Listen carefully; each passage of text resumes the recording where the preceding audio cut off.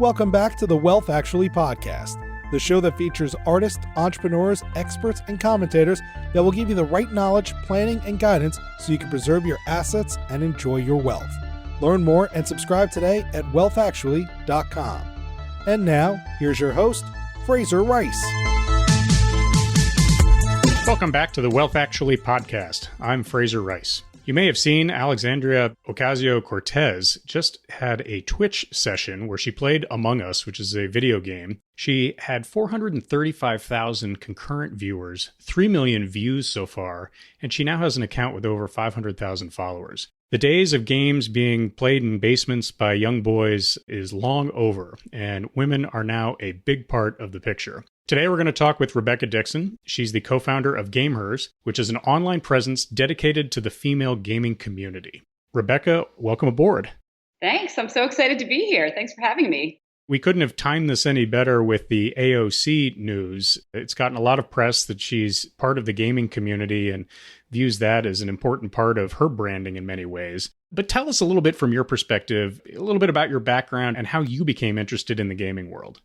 So, my background, professionally, my background is in advertising sales, media buying. I spent a lot of years doing that. But the past 10 years, I founded a company with two of my co-founders called Mommy Bites. And Mommy Bites was a company that created a community for expectant and new moms. And we were able to grow that company and sell it in 2016. And so all of us were trying to think, what should we do next? We have a real passion for amplifying women. And interestingly, we all had some sort of adjacencies to the gaming world. From my perspective, my dad and my brother are part owners of the esports Team Envy and the Dallas Fuel.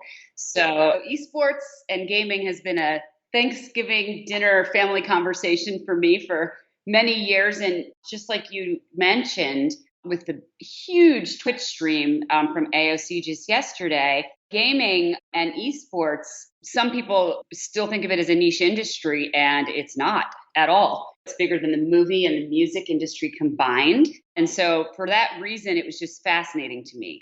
One of my other co-founders was doing some video game toy design in working with the visionary Al Kahn, who brought Pokemon and the Teenage Mutant Ninja Turtles and a number of other 80s iconic brands to the US. We have our other co-founder, Laura, who was the original founder of Mommy Bites. So she's the real superstar in community building. And our fourth co-founder, Verda, has 25 years of experience in racial justice and social activism. So you take all of those sort of backgrounds, and a few of us work together. And then we started learning more about the gaming industry and the size of it, like I just mentioned, and also the place of women in it. And we just found a niche for ourselves. It's interesting. You've got this great soup of co-founders that really, I think you've got sort of a mix of technical expertise, real expertise in terms of the inclusivity component of it too, which is what you're trying to, in a sense, I'm not sure this is the right word, but fix in the gaming industry. We have this problem in the wealth management world where I think the stat is 30 to 32% of the advisors in the space are women, which is just not representative of the gender of wealth. I think it's over 50% of the wealth is going to be controlled by women within the next 5 to 10 years. But also from the sort of racial perspective, the numbers are far worse. And it seems to me gaming kind of comes from that same old boys Silicon Valley network, in that what you're trying to do is, in a way, expand people's thought process about gaming, how it should be looked at, and then really help to monetize that for the people who are participating in it, gender aside. There's so much to that question, but just to give you a few statistics right off the bat, in 2020, there are 2.7 billion gamers. The statistic is quoted between 46 and 48% of them are female. So then you look at, for example, developers, people who develop the games for gamers to play. And again, the statistic is quoted a little differently now and then, but let's say it's around 12%, or even if it's a little higher than that, it's not anywhere close to 50. And then you look at the fact that the gaming industry is a $149 billion industry. There are a lot of things. Number one, more women should be developing games for women because more women are playing them. I mean, that's one thing.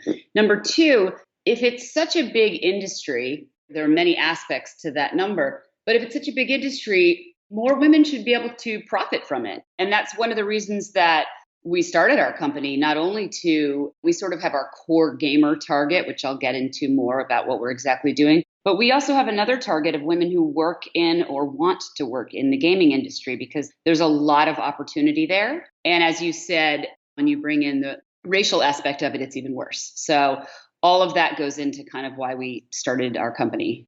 So maybe take us through a little bit about what DheGameHers does and what services you provide, because I could probably ask a ton of questions about, how does it apply to social media and all that. Maybe we center it first on what you do and then sort of figure out how the platforms work around that or in conjunction with that. Yeah, so right when we first started researching gaming and just learning a little bit more, and we started doing some research, and because of our interest in amplifying women and celebrating women and trying to make situations better for women where possible, we thought, okay, well, who's working on this? Because it's such a big industry, somebody's doing it, right? And what we found is a lot of nonprofits which are doing incredible work, and we have great relationships with them, with most of the ones that we have connected with so far. But we didn't find any sort of for-profit community that A, provided jobs, B, provided sort of information. So what we say is that we're an outward-facing media platform that celebrates and highlights women in gaming. And then internally, we provide a community to those women in gaming. So what we specifically do is we launched in March of 2020. We have very active website that has a number of sections, but a couple that I'll mention are Career Spotlight, where we highlight esports lawyers, game developers, women who work for different publishers, and just different careers that you can have.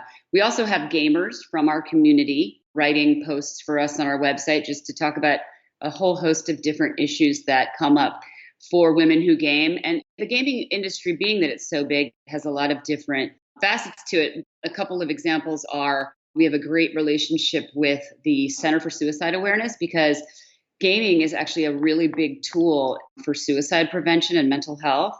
A lot of people use gaming to escape or to recover from trauma. So all of these are kind of things that we have on our website. Another tool that we use to, again, act as that outward-facing media platform is a podcast.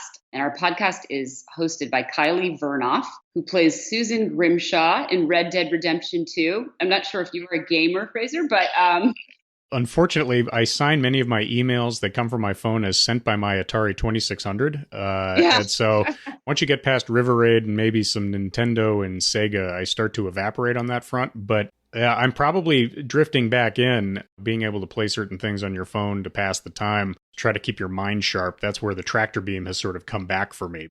That's a big part of it, to be honest, too. But anyway, Red Dead Redemption 2, the game that Kylie is in, they do not have a presence in esports, so they're not a professional game. But in terms of a video game, it is the most popular game in the world. So we are very lucky to have Kylie as our host, and she in turn is able to bring a lot of her co-stars on who star in League of Legends and Overwatch and all these big games. So that's just a way for, the women who listen to our podcast and men. We also love and support men who support what we're doing. They can learn from the podcast about sort of that side of the industry. And then we have a presence on all the social networks because gamers, the majority of them, Instagram, Twitter, Discord, which we can get into in a little bit, Twitch. Our ultimate sort of way to be out in the community as a service for women who game is that we have an app launching in 2021. So the app is going to connect women gamers to each other's to play. So that's kind of what we do. You're in the process of building this community, and a lot of other tech forums do that. They build a community of significant size. It becomes a place that's trusted by the community to either take in information, get support, maybe find opportunities, either employment or otherwise within the space. How do you look at it from a business perspective? And once you've kind of come to the size of the community and the depth of the community that you want, what do you do with it at that point? It's a good question. I mean, right now, where we are in our life cycle is a complete growth company. We're just looking to get the word out about what we're doing because, quite frankly, when we are able to get the word out about what we're doing, whether it's through organic outreach, social media, or partnerships with industry companies, it's an easy sell. I mean, everybody who knows how many women in gaming there are and how many wonderful women in gaming there are is aligned with the mission because, of course, they would be.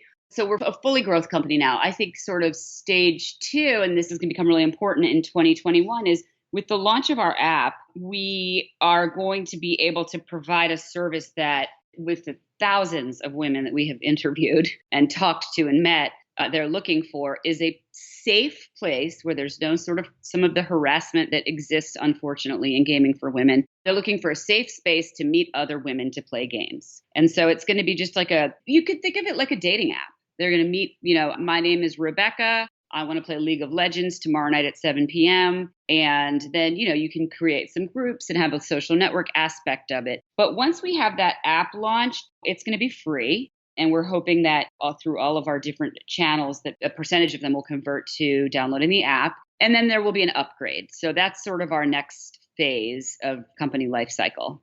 Really cool. And I have to say or at least I would intuit from an advertiser's perspective, the people that join on, the data behind them, the demographics they represent, et cetera, are a goldmine that you can figure out what to do with at some point. But you couldn't be more targeted or more engaged than something like that. You can probably track it down to the seconds, to the types of weapons they pick up in a game situation or something like that. All of that information is pretty interesting to a lot of people, I would think. Yeah, so you just hit on our other 2 revenue streams. Advertising and sponsorships is going to be another big part of it, because just across all of our platforms, we have an awards show that's running right now. I'll tell you a little bit about it later, but we have sponsorships associated with things like that. And then, whenever the world opens up again, we'll have events in person. And we also will plan to have some in 2021, some virtual events. So it's a really neat industry because, like you said, we're going to have a demographic that is desirable, not only for endemic brands, like you have the headsets and the software and all that stuff, but really all sorts of brand categories are interested in female gamers. Why? I mean, one reason is that the female gaming population is so huge. Yes, they're female gamers, but they also like a lot of other things. So some of the categories that we expect to be really big in terms of advertising, one is beauty. And the reason for that, that's already happening, by the way. We know that will be a big one because there's a big crossover in the beauty and the gaming world as some female streamers have become female influencer streamers. So an example is you can picture somebody holding their controller with a really cool manicure that has little game images and emojis and stuff on each nail, or just lipstick. I mean, the beauty industry is going to be a big deal. Another one is wellness, because there's a big initiative right now to make sure that people who are gaming X number of hours per week are also being healthy. And so the wellness industry is really targeting gamers. Then you have things like athleisure, because what could be more comfortable to game in than athleisure? And of course, the energy drinks, because you can game all day. So the list goes on and on. Uber Eats, so you can continue to eat. I went to a panel the other day and I heard the CEO of a big gaming league speak. And she said, yeah, it's funny. Some of my clients were asking me, or potential clients were asking me, I don't really know if my consumers game. And she said, well, do your consumers watch movies? Because the gaming industry is a lot bigger than the movie industry. So it's just sort of flipping that conversation around. It feels like virtual real estate to me. It touches everything in every industry. So it's almost sort of the imagination is the only thing holding you back as far as who should be interested in this type of sort of demographic collection and community building. Yeah, it's totally fascinating. The more I dive into it deeper, the more interesting it gets. And to your point about knowing exactly everything about the gamers, that piece of it is even more fascinating, because when you think about it, you have all these women who are gaming, and then you have all these game publishers, particularly with the current social justice movement happening. And there was a big resurgence of the Me Too movement in the gaming world that happened in June. It didn't really get mainstream press, but it was huge in gaming. Basically, like over 150 women came out on Twitter in one day and mentioned some pretty terrible stories. So because of all this, there's a big initiative among the publishers to right the wrongs. They want to make the situation better. They want to hire more women. They want to make games more appealing to women. But the problem is, if you hire more women, but you still have not a great culture, then they're not going to stay. So, and in order to have women be creating games, you need to hire them and have them stay at your company. So we're going to have a big community of female gamers. And by the way, there's a huge overlap in female gamers and females who would like to be game developers. I mean, huge. So it's two demographics, but they overlap. And these women want to be heard. They're willing to share their data. We know that because they would like it to get back to the gaming companies to develop the games they want and to hire them. So our sort of third and longer term revenue stream is that data set that we're hopeful we can collaborate with the game companies and who knows who else, the brands and things like that. One of the cool things you mentioned before was the idea of awards ceremonies and having that sort of community to celebrate the people who rise up and become the Serena Williams or Sue Birds of the various games and so on. How do you think about that? Because you've got a collection of people that you're developing.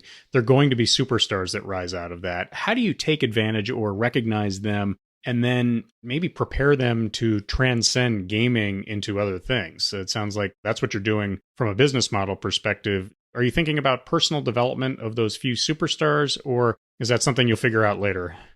No, it's something we're doing right now. And I'm so happy that you and I are talking today because I have some really exciting news that'll answer that question. So from March until about July, we launched our company, and our website and our podcast were sort of our own. But other than that, we needed to build a presence on all the social networks because that's where the gamers are. However, to your point, with a mission that says we celebrate and amplify women in gaming, we thought, well, we really need to do that in a big way. So we created the Gamer Awards, and the Gamer Awards launched in September. And basically, there are 5 overall categories that include things like industry, esports, community, cosplay, which for anybody who doesn't know what that is, that's where people dress up like their favorite game character. And it's a really big deal in the gaming industry, especially at all the conferences like Comic-Con, which is a huge thing. Even in the virtual world where we live, it's still a big deal. So anyway, our Gamer Awards have 5 categories and then 5 awards within each of those categories. And again, the awards span both sort of the industry side of it, like development, and the gaming side of it. So, for example, we have Best Twitch Streamer, Best Gaming Community. So we launched the awards in September, and it's exactly what you're saying.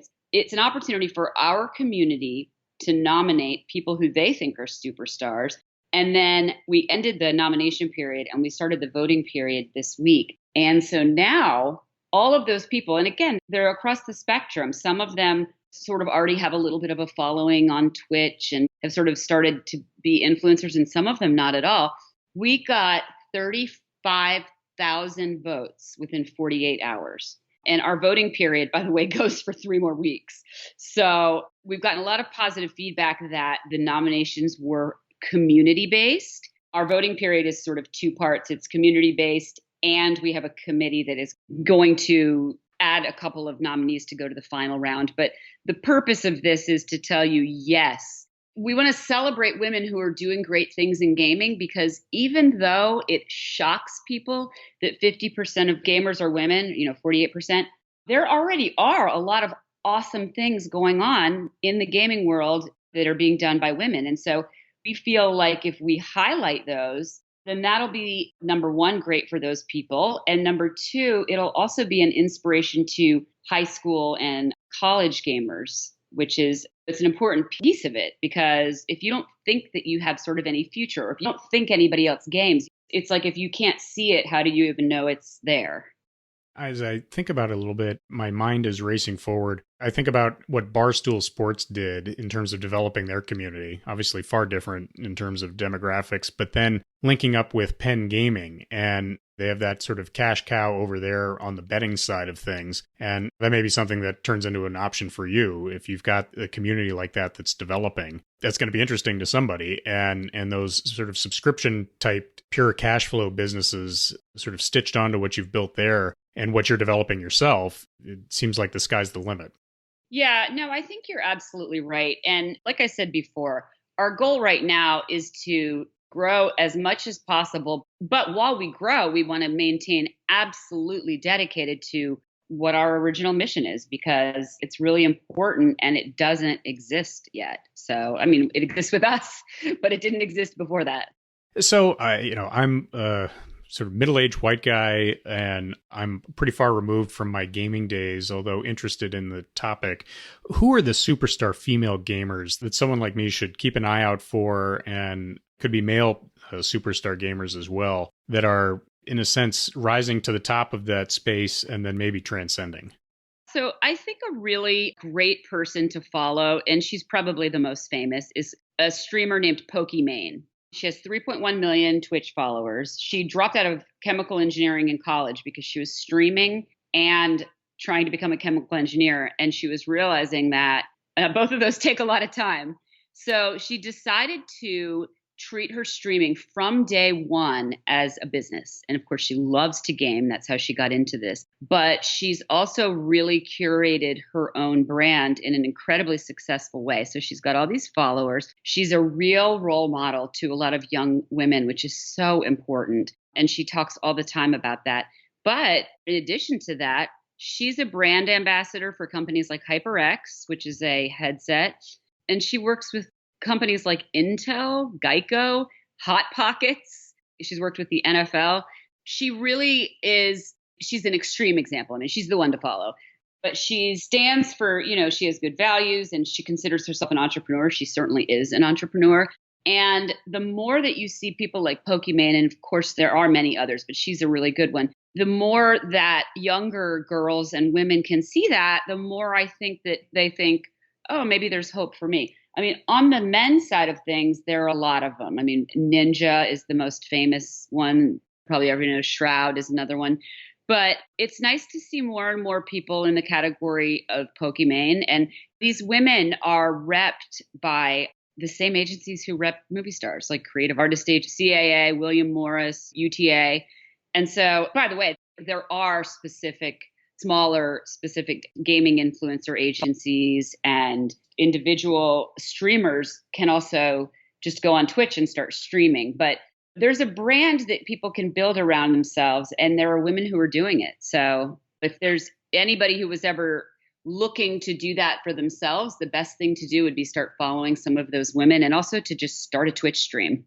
And for those who haven't looked at the Gamers website, there are a variety of gamers on there that I started checking out, and their stories are very interesting, but it's amazing kind of what they're doing with this phenomenon. It's pretty cool.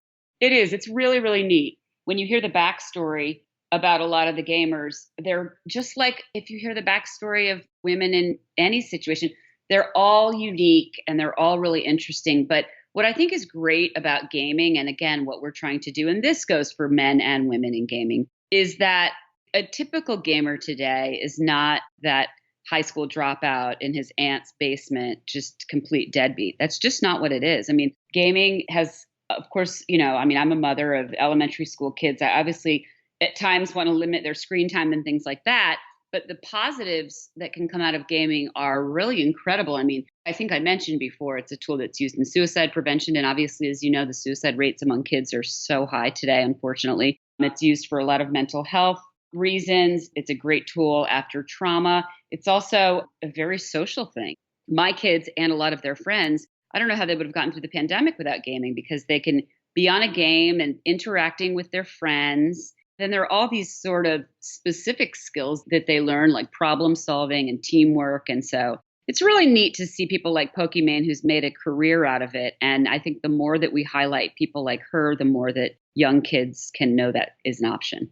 One of the things that I think a lot of people worry about with video games is everything from sort of promoting violence to hypersexualization. I imagine you have resources with your community to not only sort of provide support for people who have dealt with that, but also as a way to influence in your own right what's coming out from the gaming components and maybe standards of conduct or things like that. How do you think about those difficult issues and what you can do about them? First of all, there are ages on different games. Some games are not age appropriate for certain aged children. That's just absolutely true, in the same way that a young child shouldn't watch an R-rated movie. That said, there are also so many different kinds of games. And so the kind of shoot 'em up game is one category. And yeah, that's what some people like. Again, that's sort of in the category of like an R movie. I think the hypersexualization is a really important issue, and it is starting to be addressed from the game developer's perspective. It's a slow process, but the more you have women who are, like I said, role models, becoming influential streamers, and they're not just doing it for their hypersexuality, the more that becomes the norm. I think a few years ago, if you just Googled like top 10 female streamers and you were going to do it by their following, their numbers on Twitch or Twitter or wherever you're looking for them. Unfortunately, some of those top 10 would have primarily male followers, and they wouldn't really be streaming for they might like gaming, but it was more about that. And now, as it's evolving, and especially as it's evolving with brand partnerships, people are taking a deep dive into who these people actually are, who are their followers, what are they doing, what do they stand for? And then in turn, the game companies are seeing that. So that's how we think about it. And I think the more and more that we meet our community, we talk to them all the time through surveys. We also talk to them a lot on Discord. I don't know if you're familiar with Discord. I wasn't before I got deep in this industry, but Discord has a very similar functionality to Slack. It kind of looks like Slack when you're in it, but it is where gamers talk. So interestingly, gamers love Twitter. They are often on Instagram too. Those are just like their social media. They stream on usually Twitch, sometimes YouTube, and sometimes Facebook gaming, but they talk and they interact and they chat on Discord. So for example, TheGameHers has a Discord channel.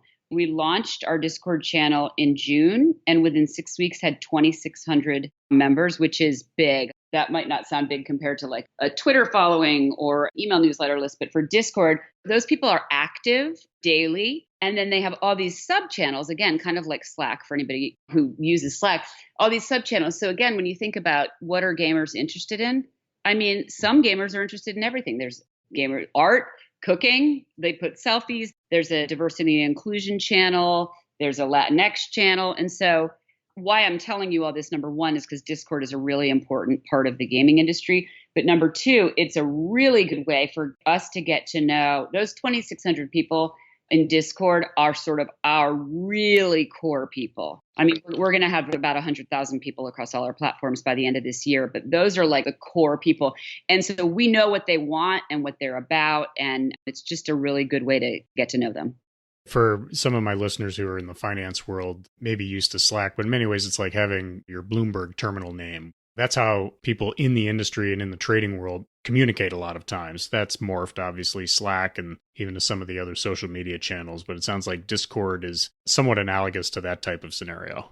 It is. I should have used the Bloomberg analogy. Sorry. No, it's okay. So getting back to some of the big personalities, I sent a list of questions to you, and I'm pushing for you to put out a Hall of Fame of female gamers, especially ones that may have been early to the party and aren't quite as involved as they used to be. Is that something that's interesting to you, or maybe trendsetters in the development world? There's a really fantastic woman who's named Brenda Romero. She is actually, we were lucky enough to have her on our podcast, our season 2 of our podcast this year, which actually just launched on the 19th of October. So just a couple days ago. She is she's still big, but she was one of the sort of groundbreaking game designer and developers. Her resume is just incredible. She's worked on a ton of games, and there actually is it's out of Women in Games. The organization is called Women in Games, and they are based in Europe. And there is a Hall of Fame, and she is in it. So she's a really big name to watch. I would say she's really a critical person in the development world. And then you have Pokimane, who's the big streamer. There's work that needs to be done. I wish I could give you a name of a huge esports star in the US, because there should be one. Women have not gotten into esports in the way they should yet.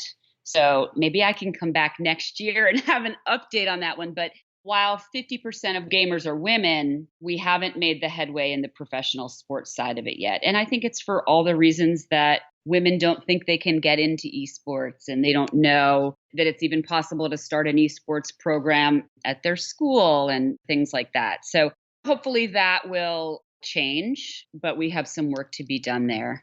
There are a lot of women too that I think are worth mentioning who if you look across, and again, the gaming industry is so connected to gamers because there's just a big overlap.